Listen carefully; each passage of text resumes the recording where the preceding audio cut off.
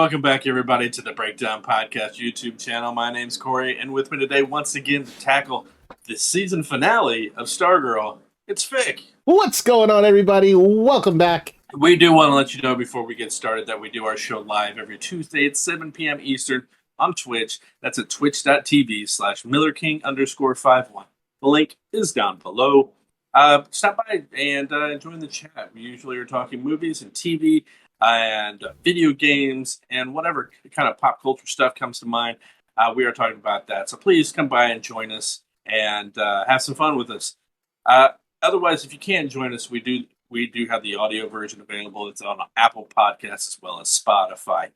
And while you're down there looking for that link, please be sure to hit the subscribe button here as well too, because that does help us out. And if you have any comments and the thoughts of what our opinions are on the show, please let us know. We'd love to hear from you. We're always interacting with people as much as we can. So, without further ado, Vic, let's break it down. Here we go. All right. So this episode, the last episode of the season, episode 13 of Stargirl. Summer School, Chapter 13. Right. I gotta say, now that it's November, having the entire season called Summer School seems kind of funny. Right. It does not fit at all. So yeah, this episode, Eclipso is feeling his oats. He has started to merge Earth with Shadowlands, and he's using the negative energy of all of the people that he's been attacking and playing mind games with in order to power his ability to merge the two worlds. Once Shadowland merges with the world, with Earth, then he will be able to consume all of planet Earth's negative energy, thus making him a god, which all supervillains, for whatever reason, in the DC universe want to be a god. Strive to be. Yeah. Darkseid, I want to be a god. Like all of them. They all want to be gods for some reason. But with that said, the JSA is going to try to stop him. The JSA also including the original members, and the junior members, I guess it would be their proteges or their replacements, as it were. Even freaking Solomon Grundy joins the fight. yeah. Him joining, I'm not surprised by, and actually kind of forgot. What? But, how'd you forget about him? Because there hadn't been really any focus on him the last couple of episodes, and so I kind of put him off in the back of my head. Right. But we'll just go ahead and talk about that part now. He gets mowed down very quickly by Eclipso, right? By putting a huge hole in his chest, which made me think, couldn't he have just done this to everybody else except for Stargirl? Because he wanted to take over the world, and once he did, all those people were going to die anyway, so he doesn't care about them. Why not do that to all of them? Because all he needed was the light from Courtney in order to do that. So fair point, but I have an answer for you. Hold on. OP. Yeah, I got it.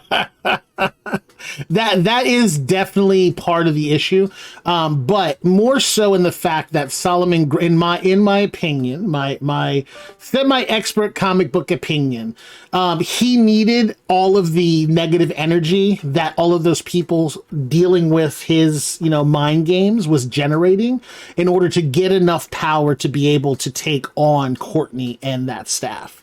The staff basically defeated him once. He knows it's powerful enough to stop him, but he needs to gain enough power to be able to merge the worlds, and just doing that off of Courtney wasn't going to be possible. He needed to play those mind games on everybody in order to get enough power to make what he wanted to happen. And the reason why he just offed Grundy was because Grundy's not afraid of him. There's no negative energy from Grundy. Grundy is just going to beat the crap out of him until he goes down, so he just needed to get rid of Grundy altogether. That was my take on why he just offed Grundy as quickly as he did. He had no real use to him in any way, shape, or form. I have to say, though, when it happened, I was like, oh, damn. Right, but then at the end of the episode, to finish up this little story arc, you find out the Shade comes back, which I predicted last episode. Oh, wait a minute. Hold on. I have to clarify something. We recorded an episode last week, and unfortunately, we had an audio issue, and so it could not be released. However, I will tell you that we did mention, or at least I did, I'm not sure what Vic's stance on it was, that Shade was not dead, because when they were locating him, they found him in 2 different spots. And so that was my belief, that he was still alive. And he comes back this episode and helps to fight the battle. But also at the end of the episode, tells our man that Grundy is not dead. As long as you bury him in the right place at the right time. Which is in Gotham. It's a pit. It's named after a no, that's not true. Person from the Bible. That's not true. That's misinformation, sir. Knows. No, it's misinformation. That's not what happens. That's where I refuse to believe it. Solomon Grundy has a very solid storyline that always is the same. When Solomon Grundy, who lived back in the colonial era, was first killed, he drowned and was buried. He drowned and his body disappeared in a swamp. That swamp was enchanted, and that's what made him into Solomon Grundy. So when he dies, as long as he's buried in that swamp, in the grounds of that swamp area, then he will come back, and he always comes back on a Tuesday. And there's a whole, I don't remember off the top of my head, but there's a whole poem that Solomon Grundy will repeat on a regular basis, and it has to do with basically telling people why he's able to continue to come back as Solomon Grundy. But that was their veiled attempt at doing it, and I actually like that they didn't just be like, bury him in the swamp on a Tuesday and blah blah blah. I'm like, thank you for being subtle.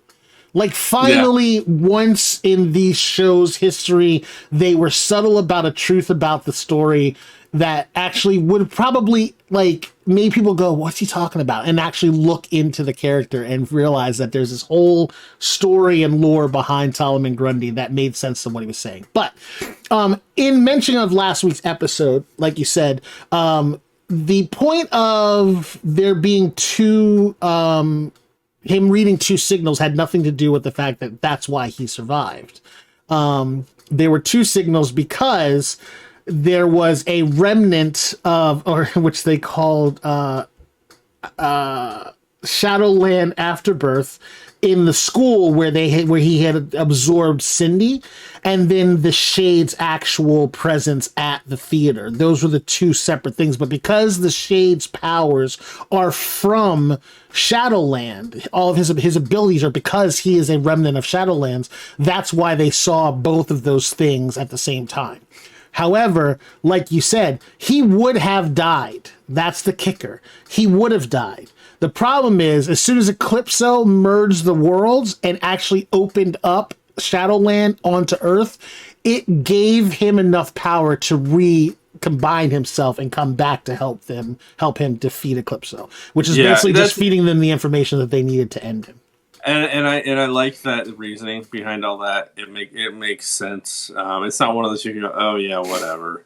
It's not one of those type of reasonings. So I'm fine with that. Yeah, it's a little off from what my explanation was, but you know what? I'll take it. I was still right. He wasn't dead. You're correct. So they each in turn try to stop Eclipso, which again, I always dislike the idea of making the big bad for the season absolutely unstoppable, and then all of a sudden everyone is able to just beat the shit out of him and he loses. Like, I don't like that. I would prefer that you give this huge build up to, like, maybe the not necessarily, maybe just the penultimate episode at least, to where you actually get to see the decline of his power. Like, they've come to understand what they have to do, and you actually get to see them start to build up their ability to defeat this bad guy instead of just being like, oh, flip a switch and he's gone. Like, the Deus Ex Machina explanation of everything just annoys the crap out of me. But with that being said, in the storyline, Eclipso has been messing with Courtney the whole time. He's like, I have control of the darkness, now I need control of the light, and the only way to control the light is to get control of Courtney. And I'm like, my argument is, though, though her light is cosmic, like you could also get control of Jenny and still have control of the light as well. But it's Stargirl, so he had to go after her. The problem is he needed her to admit that she hates him, because unless she admits that she hates him, then he's not able to do what his ultimate plan was, which was to gain a new host and take over Courtney's body. As the strongest of them all, he should have been able to do so and take control of the staff. But I beg to offer, he could have just gone after Starman himself and done it, because Starman obviously could have done it as well. I didn't like it because he's like, he's like, say it. And he's like, he just wanted her to admit that he hates her. Just because I don't think there was any argument of whether or not that they're, that people don't have hate in them. That people, they're trying to make it seem like, oh, she doesn't have any hate in her. Whoever said that, and whoever said that, she talks about hating Cindy all the time. See, that's what I'm saying. It doesn't make any sense. It was about hating him so passionately that it allowed her defenses to come down without her admitting how much she hated him. He can't control her, and that's kind of, if you look at what he did, in order for him to fully get control of Cindy, he had to force her to kill her mother, thus making her hate him so badly that he was able to take over her. He was able to take over her mind. I think it does play into, there is a certain level of hate that has to be built up inside of the person in order to open them up for him to be able to then possess their bodies. And I think that's kind of where they were going to, and that's what I got out of it, and it tracked with the whole thing. Like, he killed, he was killing people's kids off. He made the original guy that found him hate him so much that he was going to try to destroy the world, that he was able to take over him. Then the whole thing with Cindy. So I kind of get where they were going with that. It was a little ham-handed, but I do see where they were going to with that, and making her admit that she hated him. Again, because she's so nice, she won't admit to hating anybody. You know what I mean? Like, she talks about it, but she won't say it to their face, and she doesn't act like it when she sees them. Like, as much as she hates Cindy, and we know she hates Cindy, she still never says, Cindy, I hate you. She always tries to defend Cindy, and Cindy always ends up, stabbing her in the back for it. So I do kind of get where the writers were going with that, and I actually don't dislike that, that path that they took with it.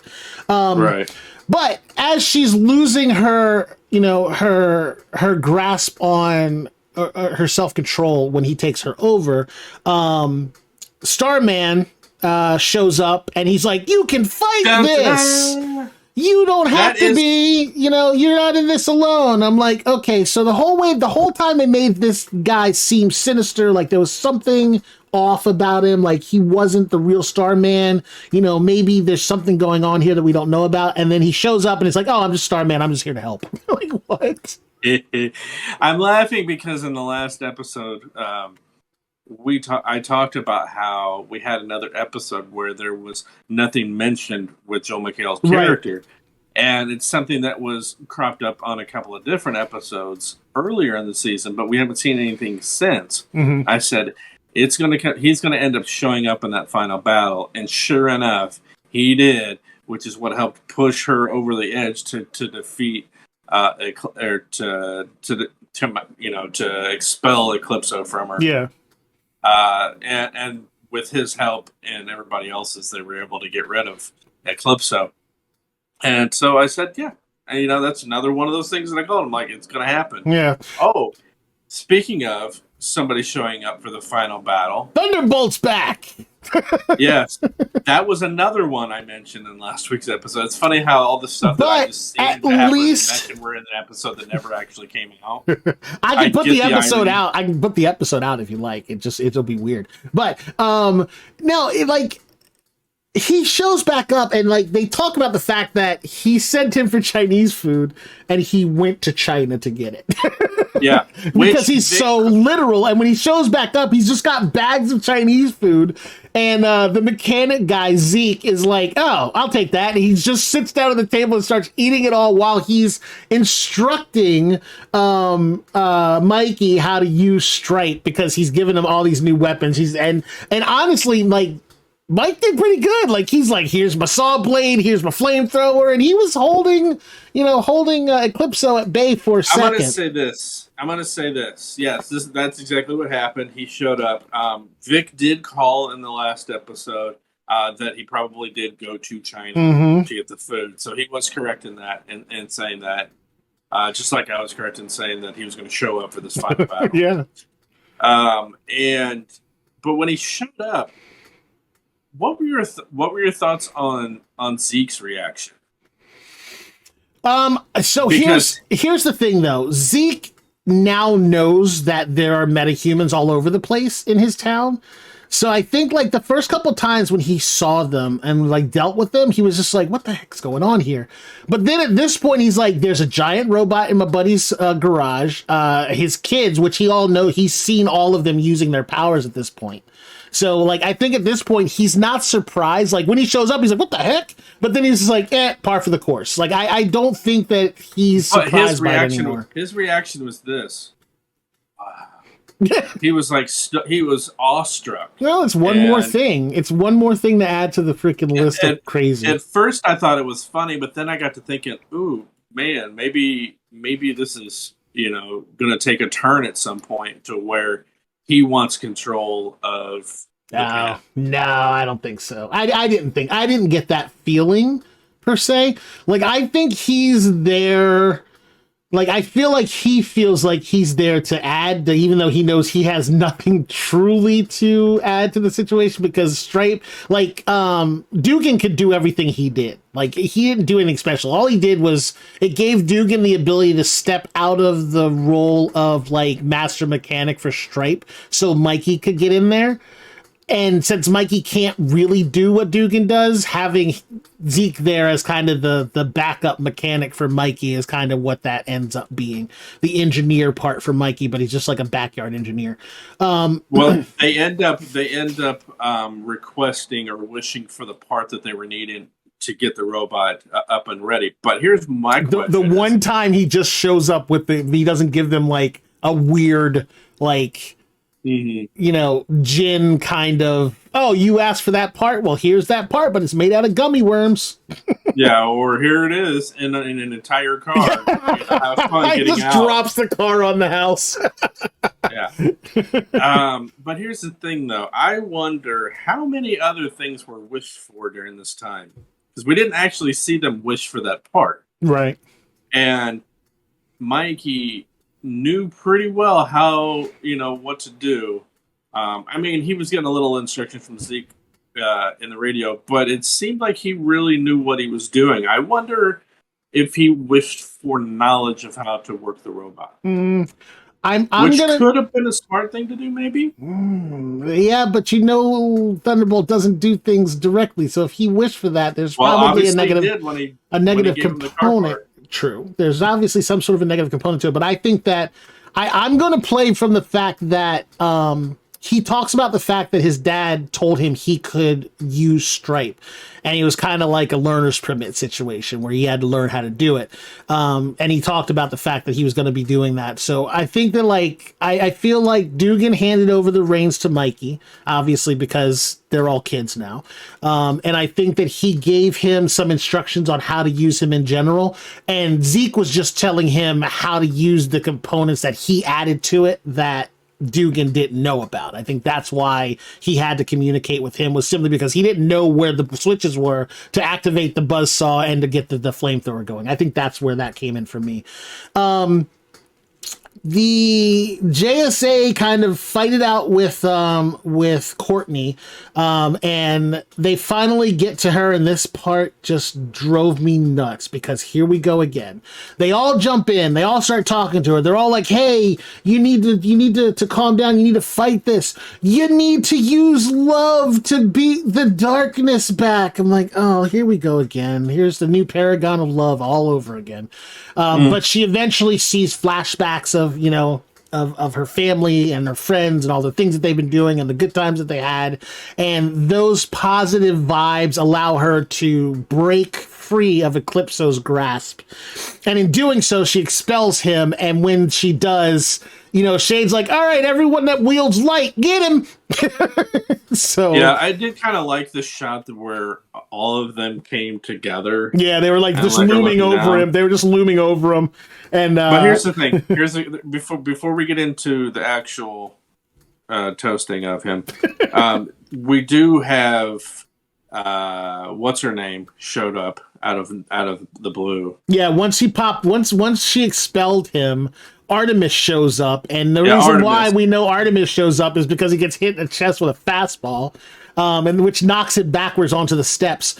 And then you see that it's not just Artemis, because a bolt hits him in the shoulder, and then he gets hit with something again. I don't know what I think it may have been a puck. But then Artemis and the Crocs all show up, and they're like, "Our daughter broke us out of jail." Like again? Like, are they just letting you guys out? Like, how bad is this jail that they can't hold them? I kind of have a problem with that because the whole point of them going back into jail was to do their daughter well, right. Or to help her daughter. Yeah, a good lesson. And that whole thing seemed to be settled. And then, usually when you escape from jail, and even if you get caught or you go back and turn yourself in, you get an extension onto your sentence for escaping. And so she breaks them out. Yeah. And they're like, "Hey, yeah, we're back. She broke us out. Nothing bad about that." For 2 seconds, though. That's the kicker. 2 seconds. They didn't add anything to that battle at all. There was no point. The only point them being out is to set up for next season, sure, which we know is called Frenemies, sure, and who we know that their whole family has moved in next door. And now we're going to have. Let's talk about that. Let's talk about that in a second. Well, let me keep going. Okay, go ahead. The whole so with the title being frenemies, it's like, are they friends? Are they enemies? They're frenemies. Sometimes they hate each other. Sometimes they like each other, and that's what's going to be set up for the entire season. But it's so stupid because the fact that she broke them out. How are they getting approved for a house loan? How are they not being arrested? Sure, they'll probably answer that next season, but no answer is going to be acceptable because it's absolutely stupid, and there's no reason for them to even be included. Okay, sorry, I'm stepping down now. I off your soapbox. I do have an answer for you for that, though. That's a plausible, though a stretch, as you would say. But with that being said, here's a piece of the puzzle that has been a little odd for me. Let's talk about how this ends, and then we'll talk about my take on that portion of it. So yeah, the Crocs show up, they jump in. You have when he's like, "Light him up." You have Starman and Stargirl. They're using their combined powers to maybe amplify what the cosmic staff is doing. You have Thunderbolt hitting him with his, purple lightning. You've got Green Lantern hitting her with her green powers. Who was pointless in this entire battle. And question, where did the black goo go? Did we rectify this situation? No, she's just infested with Shadowland power for some reason. We'll get to that. We'll get to that. And then of course Jakeem's like, toast him, and I was like, oh, they did I it. knew where that was going. Yep, as soon as he said it, of course, Thunderbolt, being the Thunderbolt, he literally turned Eclipso into a piece of toast. Now, let's talk about the goodness of the toast, which I kind of chuckled at. When he picks up the toast, did you notice that the toast was only burnt on one half? Because Like his face was? when Eclipso whenever he takes over a person's body, he only does like half of their face goes black, and he makes an eclipse on half of their face. And I was like, actually, I was actually kind of impressed with that. Like, it's a small, minute detail, but the fact that they did it cracked me up. But here's the part that I was not impressed with. Okay. And that is the fact that he is now a piece of toast. Yeah. And they talked about, well, what do we do? Put him in a canister? And I said, no. I said, you crinkle him up and let him fall into little dust. Little breadcrumbs. I feel like he's going to reform himself. They need to put him back in the diamond. He's already in a form. They need to put him back in the diamond. Put him back in the diamond and get rid of it.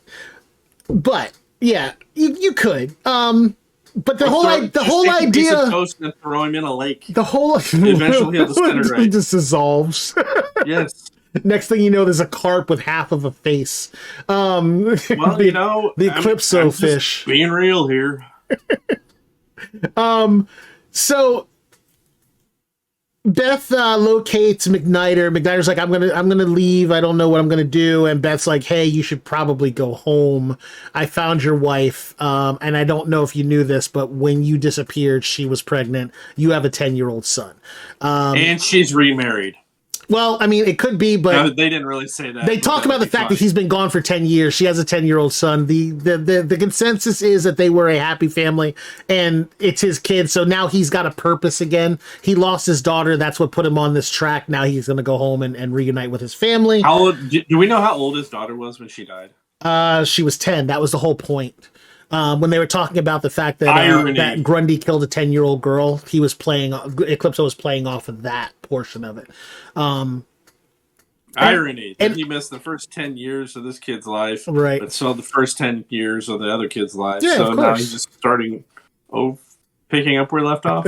Yeah, Beth's family also reunite under the banner of we just found the love for each other because of the craziness going on, because of what Eclipso did, making having Beth go off on them. It made them realize how much they loved each other and that they wanted to stay together in order to help Beth be Dr. McNider. Now that she's officially the new Dr. McNider, and they're like, oh, we have all these ideas about your special abilities and a new costume. And I'm like, okay, so all the stuff that they mentioned are the things that the version of Beth, Dr. McNider in the comic books has, like her nanotech suit and all that stuff. That's all stuff that they have in the comic books. So those were kind of little Easter eggs they threw in there. But unless you know the character, you're not going to know that. But they're together again. But solves the problem. I didn't know anything about the character, and when they start mentioning that, I go, oh, well, there's the drops for the tease for next season. Right. That's she's going to come back and she's going to have all that stuff. Yeah, she's going to have a new suit that looks better than whatever it is she's wearing right now. Because I don't know why. I don't know why those heroes. Drapes. I know she's wearing the exact same costume as Dr. McNider. Why does Dr. McNider have a smaller version of his uniform laying around? Why do we have two? I don't get it. They all did. They all Sorry, Black Cat's hers makes sense because it shrunk down to her side. But why did our man have his suit, which was his dad's suit, that should not have fit him at all, but I don't know. Anyway, we're going to digress from that. So Starman is going to hang around and train Stargirl a little bit more so she can be ready for the next battle. There's the trainer we've been talking about for the last season and a half. Yeah, we thought it was going to be Shade at first. And I was like, it makes more sense. Well, it makes more sense that we have, but they didn't have him come back because he's no. I know that was my original guess. Though. Right. But so he's gonna stick around for a while. McNider's taking off. They each kind of have their their moment with their elder, I guess it is. Cindy and Yolanda kind of get together and talk a little bit, and then they invite Cindy. No, Cindy invites herself to be part of the JSA. Sorry, they didn't invite her. She's like, I want to be part of the JSA. I'm like, that's a bad idea. Like right off the bat, bad idea. She's evil. She doesn't care about anybody or anything but herself. That's a bad idea. However, so she does decide she wants to stay in Blue Valley. She wants to be part of the JSA. Then the idea. I'm going to say this. Hold on. Since you're done with that part, I want to talk about that for a second. Okay. While on the surface it looks like it would be a bad idea, having seen the episode and know what's been played up for next season, I don't think it's going to be a bad idea. I think it's in their best interest too, because you're losing Green Lantern. We find out in this episode that she's gone back to Wisconsin to try and find her brother. Yeah, that's another thing that I was going to get to. And so we lose her. You still got you've got Dr. Midnighter Jr. Mm-hmm. You've got her, and you've got Courtney, and you've got Mikey. Okay, we've still got what's her name? The cat girl. Yeah. I'm gonna call her Cat Girl. But I think we're gonna lose Our Man too, because he doesn't have any powers. Between losing him and losing Green Lantern, you have to pick up somewhere. I don't think he's lost his power. He just hasn't been able to rebuild the technology. He's lost his power. But I don't think that that's a permanent thing. It's a matter of getting the technology rebuilt, and we already know Zeke can do that. So that's not going to happen in one episode. But once he gets out of his own head of having to be the one to do this and actually asks for help, which is another character flaw for him, when he asks for that help, all of a sudden the hourglass is going to be back, or he's going to find another one hidden somewhere that his father didn't tell him about or he didn't know about. So I think don't put a lot of stock in that being an issue moving into next season, because I know they're just going to miraculously fix it, and it's going to annoy me that they're going to do it, but I feel like they're going to do that. And I think at some point too, Artemis is also going to become part of the team as well. I'm going to get to that in a second. Hold on. With her moving in next door, there's inevitably there's going to be some kind of bond, and they're going to end up becoming friends, or at least civil with each other enough to where they can join forces. Kind of, because it is a thing. We do get so Mikey and Jakeem are doing their paper route, and they're talking about the fact that, I'm Stripe, you have Thunderbolt, we should make our own team, and like, it's, he's like, they just kind of ignore us. We're kind of like the sideline guys, and both of them are thinking like, yeah, we're just kind of sidekicks at this point, right? And he's like, we should start our own team. And Jakeem's like, yeah, that's a great idea. And I'm like, oh, this is going to be trouble. But as they are talking about this whole idea, and you're going, this is not going to be good at all of a sudden you see Jakeem's bike go flying through the air like E.T. behind them, and you're like, what was that? And he's like, I don't know. But you know that they're just going to cause trouble. They're going to be comic relief next season for sure. Whatever antics they get into, them trying to do their own thing, but still being kind of lumped under the JSA. And it's going to become old. Real quick, but we'll see how they go with it. I actually kind of like Mike and Jakeem's kind of chemistry when it comes down to it. I think that they're going to be I think they can work it out to be kind of funny. So you brought up the whole thing about the Crocs showing up.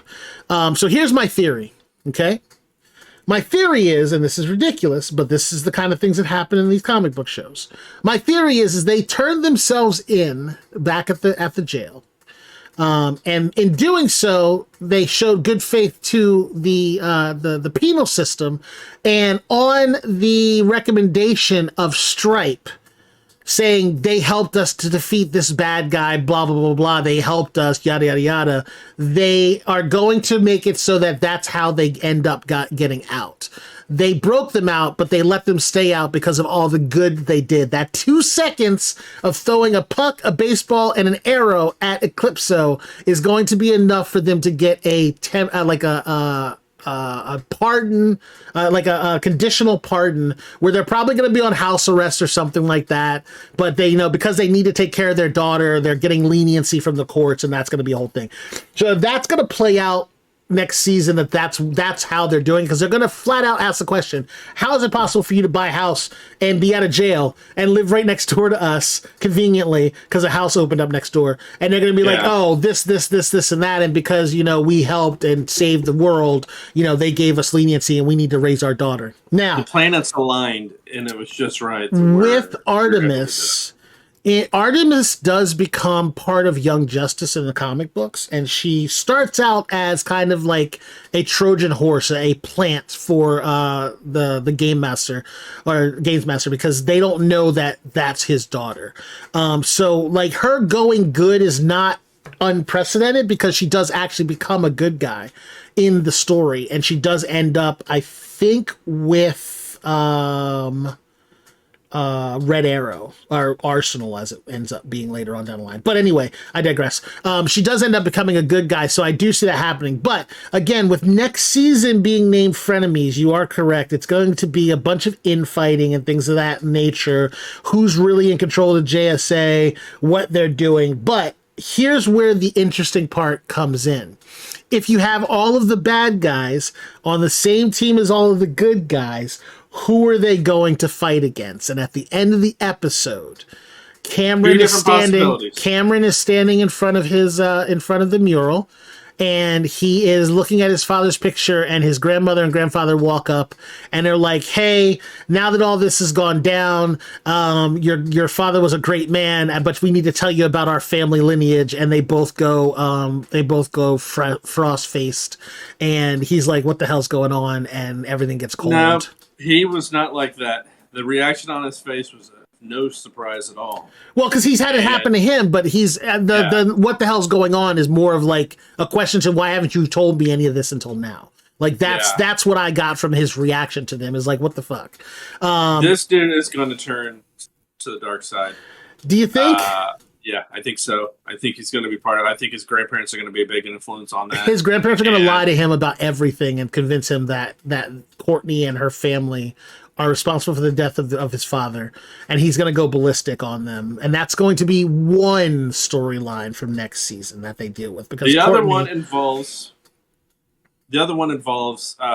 who we saw at the end of the episode, when we find out what, like we said, Green Lantern was going to Wisconsin to find her brother. Mm-hmm. And that's because he was last seen at that hospital that we saw a couple of episodes ago. And Nurse Ratchet is talking to somebody off camera. Not Nurse Ratchet, Nurse Love. Get it right. I'll call her whatever I want. Full of love. She's talking to somebody and talking about, Green Lantern and well, not the name specifically. That's the only name I remember. And talking about how she has friends now. And so it's very much setting up possibly the big bad for next season, maybe a half season, maybe not the official big bad, maybe just kind of a minor one or a smaller one. Yeah. And it is Dr. Bones. Yes. Played by Keith David, baby. Which is funny because I saw his name in the opening credits and I was like, I wonder who he's playing. Dude, as soon as I saw her, I was like, oh yes. Perfect. I halfway through the episode, I was like, "We haven't seen him yet. Where is he at?" And then once it got to this scene, I had totally forgotten. Right. And then you heard the voice, and I was like, "There it is. Yep, there it is." So Keith David playing Dr. Bones, and Dr. Bones apparently has played both sides, good and evil. So, and it looks like he's more towards the evil side. So that's why I say he's probably going to be the big bad, at least for part of the season. Well, here's the TLDR on Dr. Bones. So he works for the Helix Institute, and they rehabilitate youth with metahuman powers. And when I say rehabilitate, I mean they indoctrinate them, they brainwash them, they turn them into assassins. But Dr. Bones was a supervillain for the beginning of his existence, and then he was defeated. The government then hired him to run an organization of which the Helix Foundation, I guess, is supposed to represent, but they are clandestine. The government does not admit that they are funding this. But in this instance, he basically finds wayward metahumans and trains them to do his bidding, basically, what it comes down to. And now he's got his sights set on Blue Valley because Nurse Love just informed him that not only is Green Lantern coming for her brother, but she's got backup now. And if we we should prepare ourselves because if she calls for help, she's got that help coming. But Mr. Bones is basically a dapper version of Skeletor. His head is literally a skull. And it's... And if it were red, he'd be Red Skull. I'm looking forward to it. This is going to be... I can't say it's going to be epic because they're going to fuck it up. I know they are. I've already come to my acceptance that this is going to happen. Well, but at least this is going to be a new-ish story. I feel like Dr. Bones is going to use all of the people that he has trained, all the teens that he's trained. He's going to send them after everyone in Blue Valley, trying to capture them to induct them into the Helix Institute. While that's all going on, they're going to be getting hit from him, but they're also going to be having to deal with Cameron and his grandparents attacking them from within, from inside of Blue Valley. So it's going to be a two-pronged assault on the JSA. Meanwhile, the JSA is obviously going to have infighting because you have the JSA and the ISA all in the same, under the same roof, as it were. Yeah. However, I am interested to see if now that the JSA and the ISA are all one group, if they end up using the secret base inside of the school as their headquarters. Be better than the garage. Yeah, that's what I'm saying. At least it's hidden. You'd be like, hey, I know a place we can meet up instead, right. if you want. Nope, it's gonna be horrible. You mean the place underneath the school? Yeah, we know about that. It's a little dark for us.